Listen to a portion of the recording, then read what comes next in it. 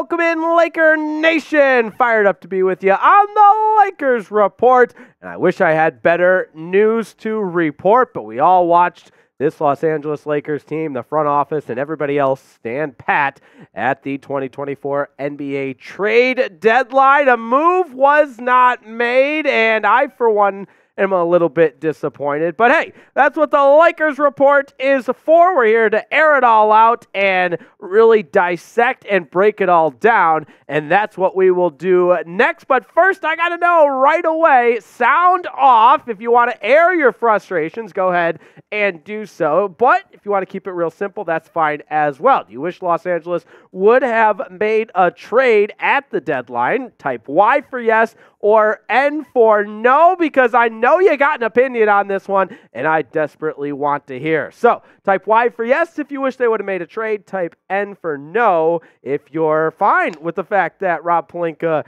remained on vacation and sleeping during the NBA trade deadline and did not make a move. So in a lot of ways, to me, this kind of represents the Lakers' mindset for the remainder of the season as punting on the 2024 season. And at 9th in the Western Conference on the day of the NBA trade deadline, it feels like the Lakers as an organization waved the white flag a little bit and just said, all right, this season's a wash, and we're going to waste a year of LeBron's talents and what is left in the tank, and just said goodbye on the season and punted on the season. So with that, we're going to put on a brave face and continue on with the Los Angeles Lakers. We want to become the largest NBA channel at Chat Sports, and we made significant progress during the trade deadline in our live show. If you missed that, go ahead and check it out. But subscribe to the channel as we continue to grow here on the Lakers Report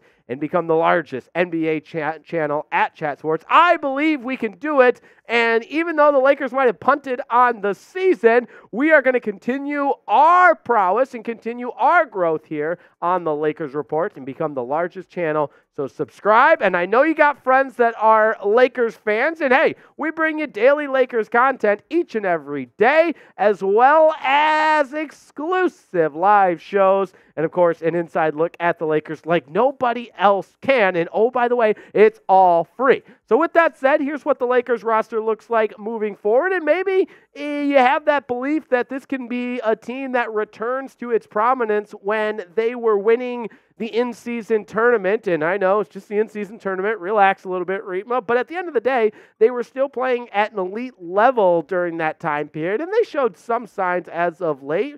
You know, I think back to that road win against Boston without AD, without LeBron. Maybe the role players can step up a little bit. But the current roster looks like this, and obviously it will be on the backs of LeBron James, Anthony Davis, and if Austin Reeves, D'Angelo Russell, and the rest of the supporting cast can provide enough. And speaking of D'Angelo Russell, I think he deserves a lot of credit for how well he's played as of late, even amidst the trade rumors or trade deadline rumors. In the month of February, albeit a small sample size, he's played really well and had his best month as a pro in the month of January. So you think of D'Angelo Russell, you think of Austin Reeves and the rest of the supporting cast. Can they provide enough for this Lakers team to make a run, in addition to obviously the two-headed monster of LeBron James and Anthony Davis? So get out your red pen and let me know down in the comments what you think of this Lakers current roster. And it's the exact same roster before the NBA trade deadline as it is now,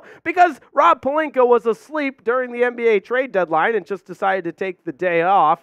And so let me know what you think of the Lakers roster. Give me a grade down in the comments, A, B, C, D, or F. And if this Lakers roster is good enough to make a run at the postseason and ultimately make some noise in the 2024 NBA playoffs out of the Western Conference. Now, due to the fact that the Lakers did not make a move, I believe it kind of hints at how big this upcoming offseason is. And we will break down just exactly how huge the offseason will be for the Los Angeles Lakers and what it means for the purple and gold. But first, I want to give a huge shout out to today's presenting sponsor. The Lakers Report is made possible by the most exciting way to play daily fantasy sports, Prize Picks. That's right. I've been telling you about Prize Picks for weeks, so by now you know how to play, but let me tell you anyways. You simply pick more or less on a player's projected stat line, and that's where the fun begins. It adds a little sizzle to your watching experience, and find out for yourself at prizepicks.com/CLNS. And oh, by the way, because we love you and we care about you,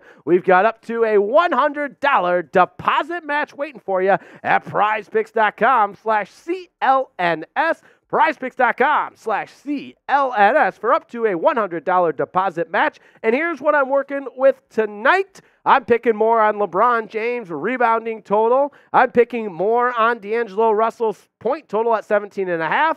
And I think they will lock down the overrated Michael Porter Jr. I'm picking less on his projected point total of 14.5. You can join me. You can fade me. Either way, go to prizepicks.com/CLNS. And oh, yeah, we love you and we care about you. So that link goes right in the comments and description of today's video. It's prizepicks.com/CLNS. Now, make sure you're sitting down for this. Forget it. You can be standing up as well. But buckle up, dial it in, because I'm telling you, this upcoming offseason for the Los Angeles Lakers is the most important in the history of the franchise, because LeBron James has a player option he can exercise and can choose to leave the purple and gold if he feels like the franchise isn't in a position to win. Because we all know LeBron is the oldest player in the NBA, doesn't have a lot of years left playing in the NBA, and not to get too philosophical there, but you get the idea. The Lakers need to prove to LeBron that it is worth him finishing his career as a Laker. And I'm not the only one that's saying this is the most important offseason in the history of the franchise. Check this out from Legion Hoops. From a report, the Lakers are shifting the focus to acquire a star this summer in one of the franchise's most important offseasons in years. And I'll just go ahead and add a little sizzle to that. It is the most important offseason in the history of the franchise, because we're talking about LeBron James here. We're talking about compiling a roster with the trade capital and the draft capital that you have to make this the best roster in the NBA this offseason by making a blockbuster deal. And let me tell you, those options are out there. Take a look at this. According to reports, the Lakers are optimistic about their ability to acquire Donovan Mitchell per Bill Ryder of CBS Sports. Now, this, of course, is in the summer. It's not for the rest of 2024, but we're talking summer 2024 to acquire Donovan Mitchell from the Cleveland Cavaliers, pair him with LeBron James, and, of course, Anthony Davis, and that would, in fact, be the best three in the NBA. I'd feel good about the Lakers roster then, and I think, of course, LeBron would stay. Now, they had the trade capital to do it beginning this summer. Starting the day of the draft, the Lakers will have 3 first-round picks, both in 2031 and 2029. Then, depending on what happens with the New Orleans Pelicans, it'll be 2024 or 2025 from that trade with Anthony Davis. So, considering that, and considering this is the most important offseason in Lakers history, considering the fact that they just did not show up for the NBA trade deadline, they punted on this season, this upcoming offseason is when you make the splash. And Rob Pelinka, if you've woken up, hopefully you have, here's my trade idea that you can use. And yes, it's a lot to ask for, but in return, the Lakers receive Donovan Mitchell, and to Cleveland, they'll send D'Angelo Russell, Max Christie, Rui Hachimura, the 2029 first-round pick, and then whatever is left over of that 2024 or 25 first-round pick. Again,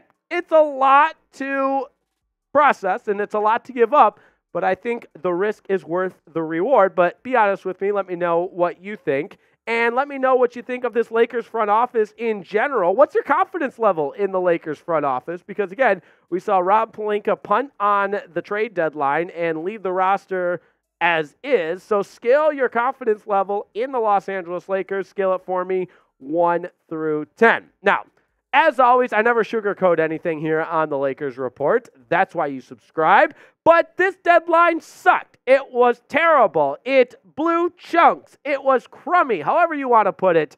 And that means a big offseason is coming. It has to. It has to. We can't let LeBron walk and exercise that player option. So, either way, I want to thank everybody for tuning in to today's edition of the Lakers Report. And as always, we encourage you to subscribe. It doesn't cost you anything. And let's become the largest NBA channel at Chat Sports. We're taking over one subscriber at a time. Can we do it? I believe we can. And hey, how about a huge shout out to my producer today, Jake Chipper, on the ones and twos. Could not do the Lakers Report without him. For that, we say thank you. Now, go on with your day. Have a wonderful morning, evening, afternoon, or night, whenever you're watching this. Subscribe to the channel. Tell a friend about it. We'll see you next time on the Lakers Report.